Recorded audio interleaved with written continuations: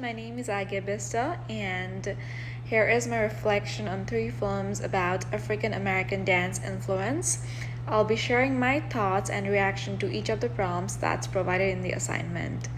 For the very first one, if I were to create a social justice based company, I'd focus on cultural identity, mental health awareness, and racial equality because these issues are important to me. Because when words cannot speak, dance speaks. It's emotional, it's powerful, and connects people beyond language. Through movement, I would show communities how we can rise from struggle and how we can turn pain into art.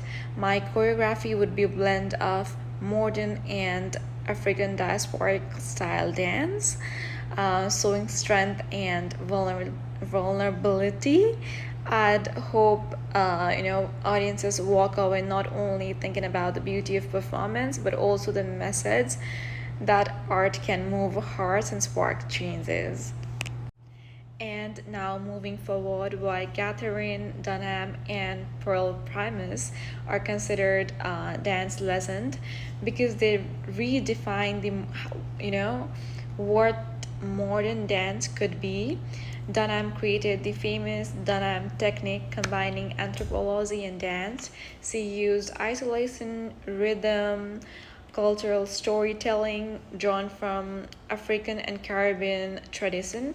Every movement she choreographed carried history, peace, purpose, and identity.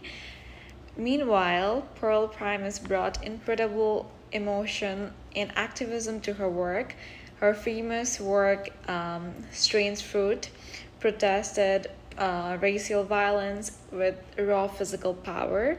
Both of these women proved that dance was so much more than just entertainment, it was a form of truth, culture, and resistance. For the next, I'll share personally how I reacted to some of the dances in the films. One of the performances that really stood out for me was Pearl's Primus Strange Fruit. Watching her leap and fall so powerfully, it made me feel the pain of injustice and emotional weight of racial trauma. The other one is I also loved seeing Elvin Ellen's Relevation, the strength, soul, faith in the choreography, everything in there just gave me so much of chills. The group dances, the music, and the unity, it just felt like hope rising out of the struggle. Listening to the historians talk about how this artist turned lived experiences into movement made me realize how dance can carry emotion, memory, and freedom all at once. Now let's talk about how Black culture shaped modern dance and influenced so many choreographers through rhythm, storytelling, and spirituality. Elements like call and response, grounded movements, and syncopated rhythms, all those things come from African traditions. Choreographers like Dunham, Betty, Ailey use gospel, blues, and ritual movement to express their stories of identity and resilience.